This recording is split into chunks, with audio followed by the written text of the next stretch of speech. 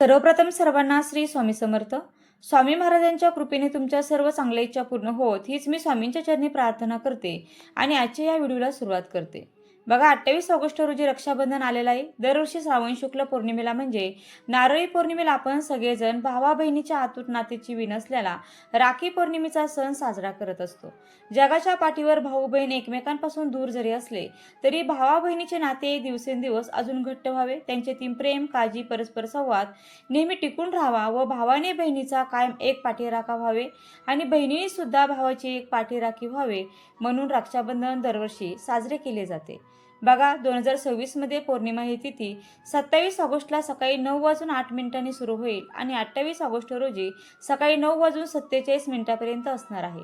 म्हणजेच उदय तिथीनुसार आपल्याला राखी बांधण्यासाठी 28 ऑगस्ट 2026 वार शुक्रवार हाच दिवस दिलेला आहे.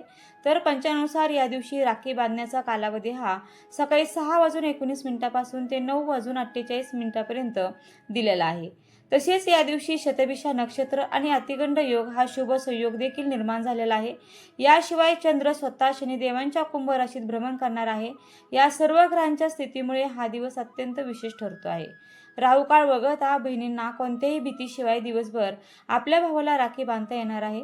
आता बघा, 28 ऑगस्ट रोजी खंडग्रास चंद्रग्रहण आहे, मात्र ते भारतातून दिसणार नाही आणि त्यामुळे चंद्रग्रहणासंबंधित वेदादी नियम पाळण्याचेही बंधन नाही आणि त्यामुळे स्वाभाविकच दिवसभरात तुम्ही राहू काळ वगळता कोणत्याही वेळेला राखी भावालाही बांधू शकता.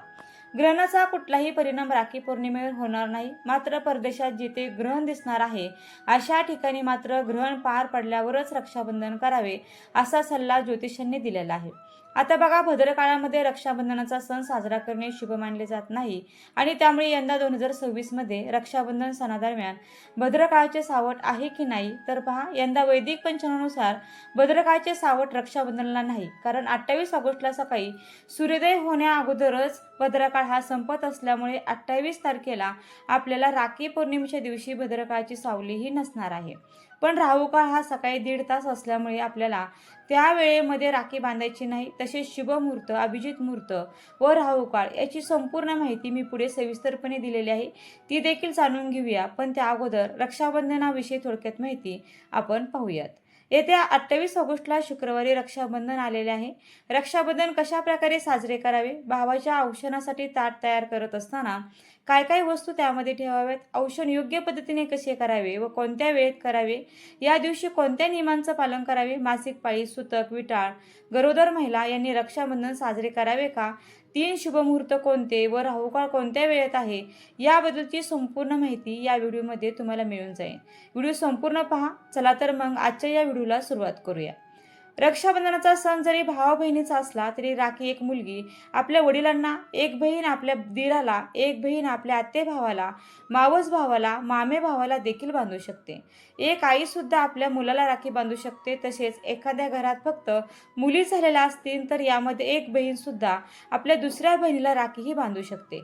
बहीण आपल्या भावाचं औक्षण करते आणि त्यांच्या उजव्या हातावर मनगटावर राखी अर्थात रक्षासूत्र बांधते, जेणेकरून आपल्या भावाला दीर्घायुष्य लाभे आणि त्याचे सर्व काही चांगले होईल.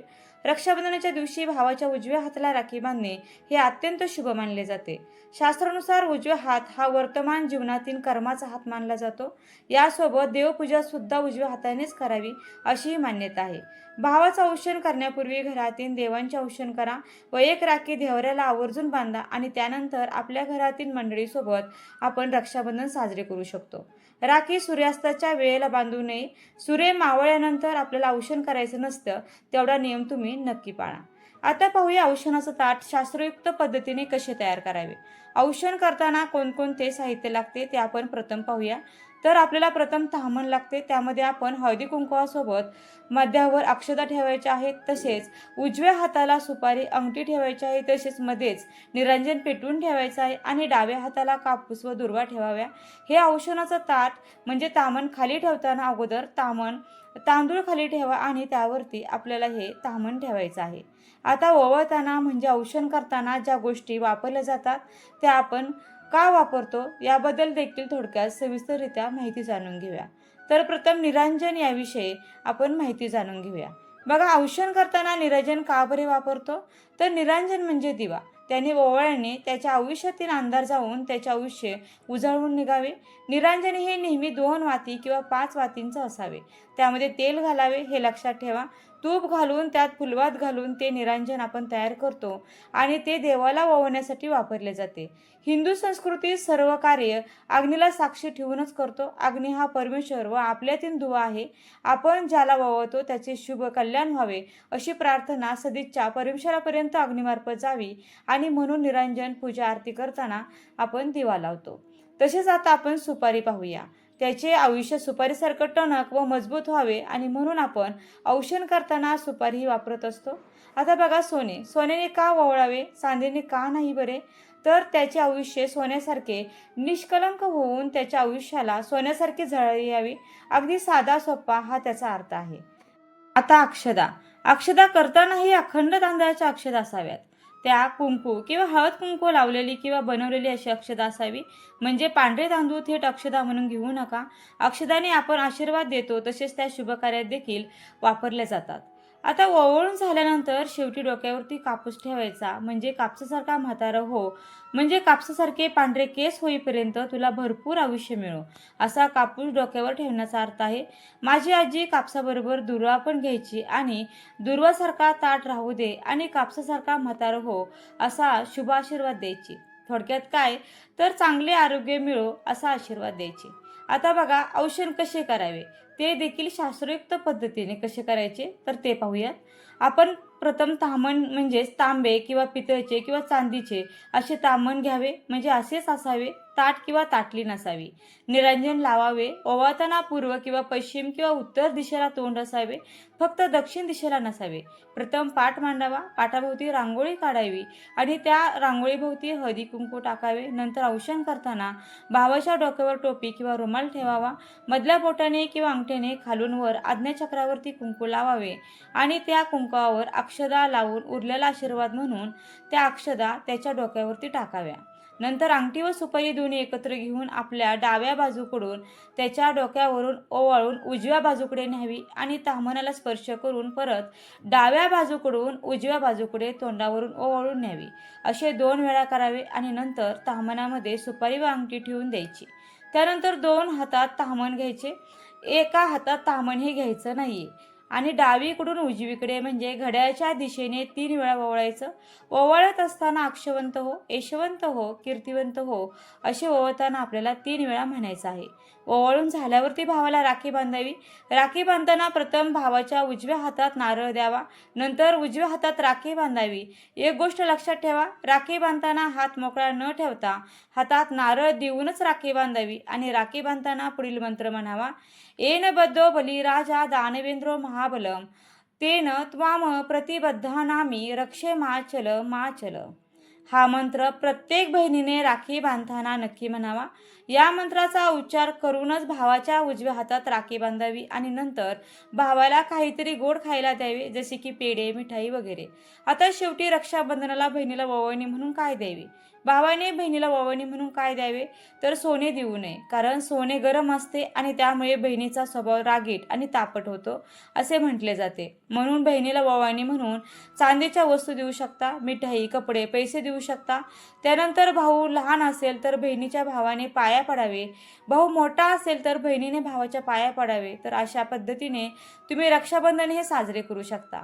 आता जर तुमच्या घरामध्ये सोयरं असेल, सुतक असेल तर तुम्ही रक्षाबंधन साजरे करू नका. पुढच्या वर्षी रक्षाबंधन येईल त्यावेळेस तुम्ही राखी बांधू शकता. त्याचबरोबर ज्यांना मासिक धर्म आहे अशा महिलांनी, मुलींनी सुद्धा रक्षाबंधन साजरे करू नका, कारण ही एक पूजाच आहे. तसेच गर्भवती महिला, ज्या महिला प्रेग्नेंट आहे, गरोदर आहे, तर त्या राखी बांधू शकतात. रक्षाबंधन हे साजरे करू शकतात.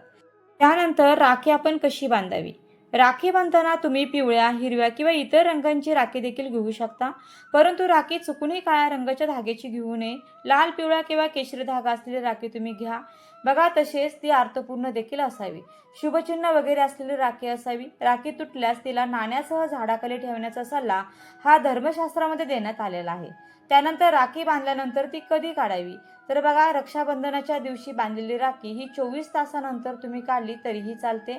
त्याचप्रमाणे जन्माष्टमीच्या सणाच्या दिवशी राखी काढली जाऊ शकते किंवा काही लोक जोपर्यंत राखी किंवा रक्षासूत्र स्वतःहून निघत नाही तोपर्यंत ती काढत देखील नाहीत.